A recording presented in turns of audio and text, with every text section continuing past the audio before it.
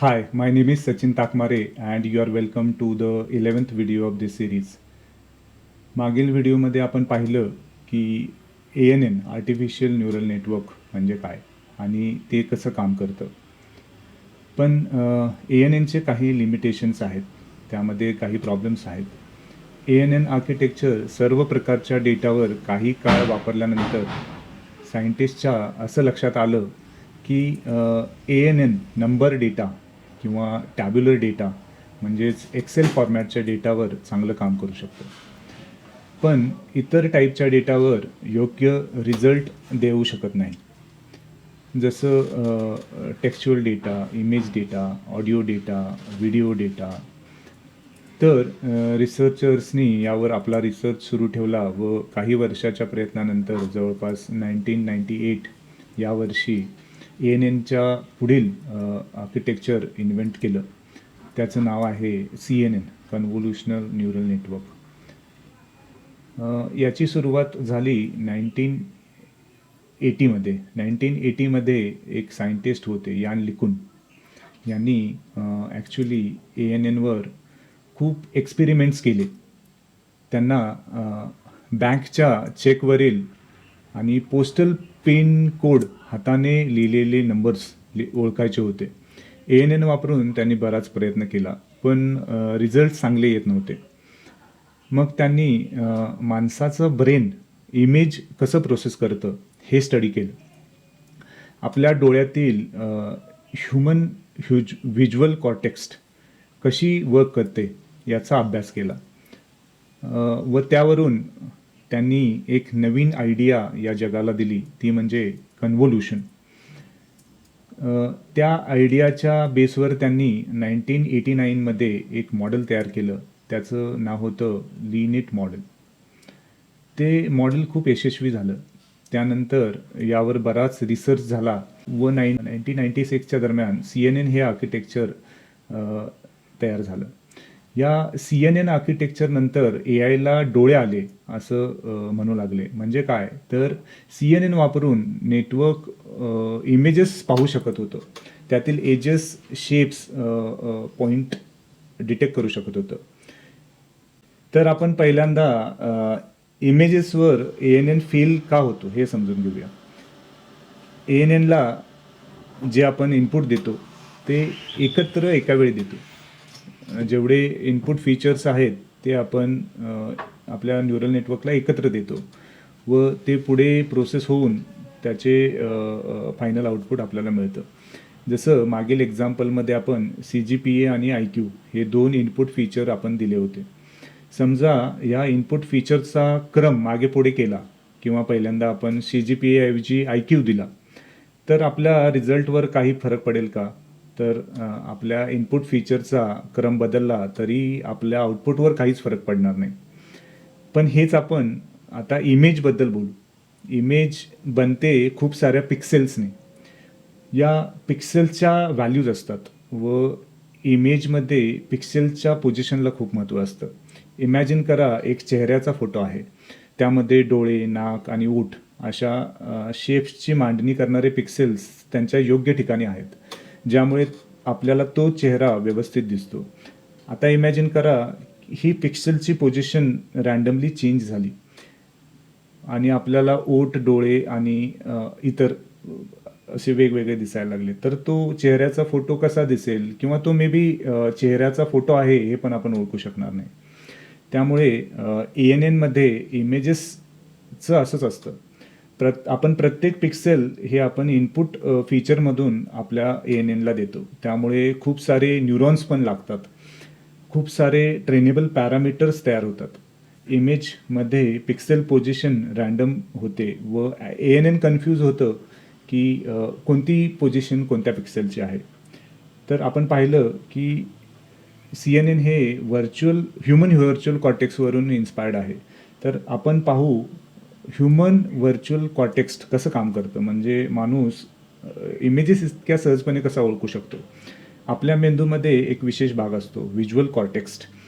डोळ्यांनी पाहिलेली माहिती मेंदूपर्यंत जाते आणि व्हिज्युअल कॉर्टेक्स ती माहिती प्रोसेस करतो. ह्युमन ब्रेन इमेज एकदम समजत नाही, तो स्टेप बाय स्टेप प्रोसेस करतो. सर्वात आधी ब्रेन एजेस म्हणजे बाउंड्रीज ओळखतो. त्यानंतर शेप्स ओळखतं, जसं सर्कल, स्क्वेअर, कर्व्स. शेवटी कंप्लीट ऑब्जेक्ट ओळखतं आणि त्यानंतर आपल्याला कळतं की फोटोमध्ये काय आहे. अशाच पद्धतीने आपण आपल्या डोळ्यांनी हे जग पाहू शकतो.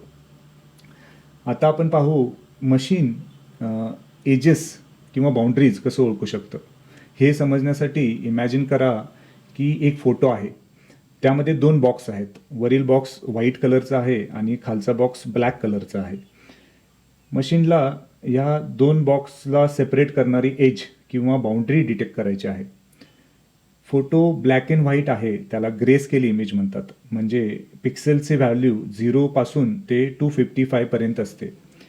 0 म्हणजे पूर्ण व्हाईट आणि 255 म्हणजे पूर्ण ब्लॅक. तर समजा या इमेजमध्ये 6x6 असे 36 पिक्सेल्स आहेत. जो व्हाईट बॉक्स आहे त्याच्या पिक्सेल व्हॅल्यूज आहेत 0 आणि जो ब्लॅक बॉक्स आहे त्याच्या पिक्सेल्स व्हॅल्यूज आहेत 255. जसं स्क्रीनवर तुम्ही पाहू शकता.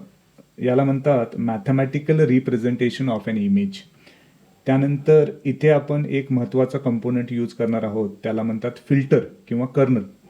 तर फिल्टर किंवा कर्नल म्हणजे काय, तर तो इमेजवर फिरणारा एक छोटा मॅट्रिक्स जो इमेजमधील इम्पॉर्टंट फीचर्स ओळखतो किंवा एक्स्ट्रॅक्ट करू शकतो.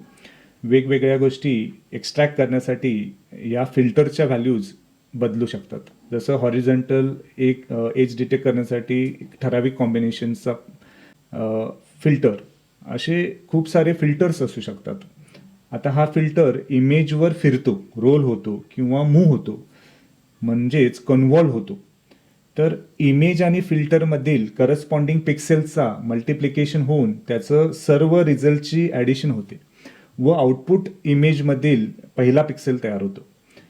असा फिल्टर पूर्ण इमेजवर कन्व्हॉल्व होतो आणि आपल्याला आउटपुट इमेजमध्ये पिक्सेल्स ॲड होत जातात आणि आउटपुटमध्ये एक इमेज तयार होते. या आउटपुट इमेजला म्हणतात फीचर मॅप आणि या सर्व प्रोसेसला म्हणतात किंवा ऑपरेशनला म्हणतात कन्व्होल्यूशन ऑपरेशन. तर हे कन्व्होल्यूशन ऑपरेशन कसं होतं याचा डेमो तुम्ही स्क्रीनवर पाहू शकता.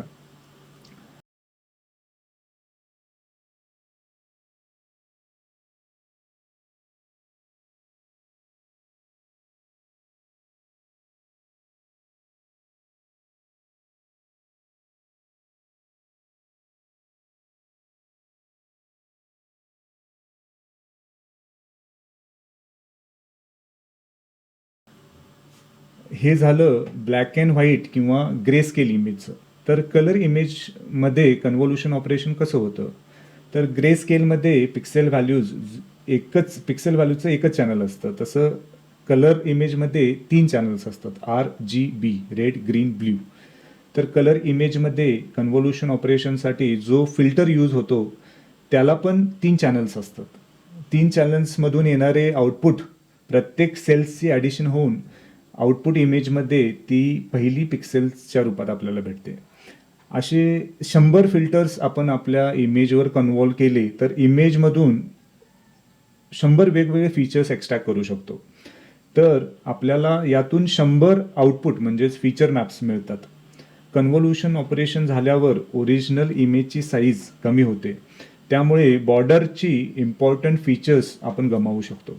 तसं होऊ नये म्हणून आपण इमेजच्या भोवती एक्स्ट्रा 0 पिक्सेल्स ॲड करतो व इनपुट इमेजची साईज मेंटेन ठेवतो, त्याला म्हणतात पॅडिंग, 0 पॅडिंग. कर्नल किंवा फिल्टर कन्व्होल्यूशनमध्ये किती स्टेप्सने पुढे जातो किंवा खाली येतो याला म्हणतात स्ट्राईड. स्ट्राईडची व्हॅल्यू आपण कमी जास्त करू शकतो. कन्व्होल्यूशन ऑपरेशन झाल्यावर बरीच आउटपुट इमेजेस म्हणजे फीचर मॅप तयार होतात. ते खूप सारी मेमरी कन्झ्युम करतात व आपल्या न्यूरल नेटवर्कचे ट्रेनिंग स्लो करतात. मेमरी साईज कमी करण्यासाठी आपण पुलिंग लेअरचा वापर करतो. कन्व्होल्यूशन ऑपरेशनमध्ये आपण मल्टिपल फिल्टर्स वापरून फाइंड आउट करू शकतो. तर हे सगळे फीचर मॅप्स एकत्र एका 3D टेन्सरमध्ये स्टॅक केले जातात. जसं तुम्ही तुमचे प्रिंट केलेले फोटोज एखाद्या अल्बममध्ये घालून ठेवता. नंतर हा 3D टेन्सरमधील डेटा आपल्याला फ्लॅट करावा लागतो, म्हणजेच 1 डायमेन्शनमध्ये कन्वर्ट करावा लागतो. ते करण्यासाठी आपण फ्लॅटन लेअरचा यूज करतो. डेटा फ्लॅटन करणे म्हणजे डेटाला मल्टिपल डायमेन्शनमधून सिंगल डायमेन्शनमध्ये घेऊन येणे. फ्लॅटन समजण्यासाठी आपण आपल्या स्कूल लाईफमधील एक एक्झाम्पल घेऊ. जसं आपण प्रार्थनेला किंवा असेंब्लीला क्लास वाईज रांगेत उभं राहायचो. त्या क्लास वाईज अरेंजमेंटला आपण 2 डायमेन्शन्स अरेंजमेंट म्हणू शकतो. आणि आता इमॅजिन करा, त्या सर्व क्लासची एकामागे एक अशी एकच रांग केली तर सर्वजण एकाच रांगेत येतील. तर या सर्वांना एकत्र एकाच रांगेत आणणे म्हणजेच फ्लॅटन करणे. तर हा फ्लॅट म्हणजे 1 डायमेन्शन डेटा आपण आपल्या न्यूरल नेटवर्कला देतो व यापुढे न्यूरल नेटवर्क आपलं नेहमीप्रमाणे काम करतं आणि आपल्याला आउटपुट भेटतं. तर हे सर्व समजण्यासाठी आपण अजून एक एक्झाम्पल पाहू. तर या प्रॉब्लेममध्ये आपल्याला मशीनला ओळखायचे आहे की दिलेल्या इमेजमध्ये हॉर्स आहे, झेब्रा आहे की डॉग आहे. सुरुवात होते इनपुट इमेजपासून. इथे आपल्याला एक झेब्राचा इमेज दिला आहे. मशीनला हा इमेज पिक्चर म्हणून दिसत नाही, तो पिक्सेल्सच्या स्वरूपात दिसतो. डायग्राममध्ये छोटासा जो येलो बॉक्स दिसतो तो फिल्टर असतो. फिल्टर इमेजवर स्लाईड होतो, म्हणजेच कन्व्हॉल्व होतो आणि छोटे छोटे बेसिक फीचर्स पहिल्यांदा एक्स्ट्रॅक्ट करतो. प्रत्येक फिल्टर एक न्यू आउटपुट इमेज तयार करतो, त्याला म्हणतात फीचर मॅप. नंतर पुलिंग लेअर आउटपुट इमेजचा साईज कमी करतो. हे कन्व्होल्युशन लेअर आणि पुलिंग लेअर आपण मल्टिपल टाइम्स वापरू शकतो. असं केल्यामुळे आपल्या इमेजमधील वेगवेगळे फीचर्स आपण एक्स्ट्रॅक्ट करू शकतो. यानंतर सर्व फीचर मॅप्स म्हणजे आउटपुट इमेजेस एका 3D टेन्सरमध्ये स्टोअर केल्या जातात. नंतर त्यावर फ्लॅटन लेअर वापरून 3D डेटाला 1D डेटामध्ये कन्वर्ट केलं जातं, 1D वेक्टरमध्ये कन्वर्ट केलं जातं. आता हा वेक्टरमधील डेटा फुल्ली कनेक्टेड न्यूरल नेटवर्कला दिला जातो. इथून पुढे जे ऑपरेशन होतात ते आपल्याला माहीतच आहेत. या अगोदर ANN मध्ये हे आपण शिकलो आहोत. तर डेटा लेअर बाय लेअर पुढे सरकतो आणि कॉम्प्लेक्स मॅथमॅटिकल ऑपरेशन्स होतात व शेवटी सर्व कॅल्क्युलेशन्स आउटपुट लेअरला भेटतात. आउटपुट लेअरमध्ये 3 न्यूरॉन्स आहेत. प्रत्येक न्यूरॉनची एक रिझल्ट व्हॅल्यू आहे, त्याला म्हणतात प्रोबॅबिलिटी व्हॅल्यू. तर इथे आउटपुटमध्ये पहिल्या न्यूरॉनची व्हॅल्यू आहे 0.2, दुसऱ्याची आहे 0.7 आणि तिसऱ्याची आहे 0.1. म्हणजेच इमेजमध्ये हॉर्स असण्याची प्रोबॅबिलिटी 0.2 आहे, इमेजमध्ये झेब्रा असण्याची प्रोबॅबिलिटी 0.7 आहे आणि इमेजमध्ये डॉग असण्याची प्रोबॅबिलिटी 0.1 आहे. त्यानंतर सॉफ्ट मॅक्स ॲक्टिवेशन फंक्शन पाहतं की सर्वात जास्त प्रोबॅबिलिटी कुणाची आहे व तसा फायनल रिझल्ट देतं. म्हणजेच या इनपुट इमेजमध्ये झेब्रा आहे हा रिझल्ट हे पूर्ण CNN आपल्याला देईल.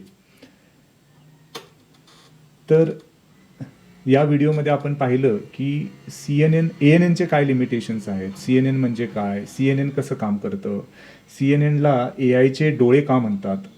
पण हे CNN आर्किटेक्चर सर्व प्रकारच्या डेटावर काही काल वापरल्यानंतर सायंटिस्टच्या असं ध्यानात आलं की CNN ग्रिड डेटा म्हणजे इमेजेसवर चांगलं काम करू शकतं, पण काही वेगळ्या टाईपच्या डेटावर ते योग्य रिझल्ट देऊ शकत नाही.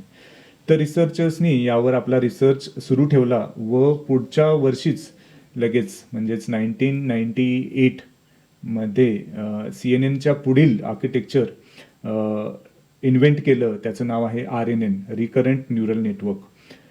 RNN म्हणजे काय तर आणि ते कसं काम करतं तर हे आपण पुढच्या व्हिडिओमध्ये पाहणार आहोत. पण त्याच्या अगोदर आपण एक CNN मधील खूप महत्त्वाची कन्सेप्ट पाहणार आहोत, त्याला म्हणतात ट्रान्सफर लर्निंग. तर हे ट्रान्सफर लर्निंग म्हणजे काय, त्याचे फायदे काय आहेत, ते कसं यूज करायचं हे आपण या पुढच्या व्हिडिओमध्ये पाहणार आहोत. मित्रांनो, या story telling series neurons to ChatGPT माझ्यासोबत कंटिन्यू करायचा असेल तर फॉलो करा, सबस्क्राईब करा आणि तुमच्या त्या मित्रांसोबत शेअर करा ज्या मित्रांना AI शिकण्यात इंटरेस्ट आहे. पुन्हा भेटूया या सिरीजच्या पुढच्या व्हिडिओमध्ये. Thank you for watching this video. Bye.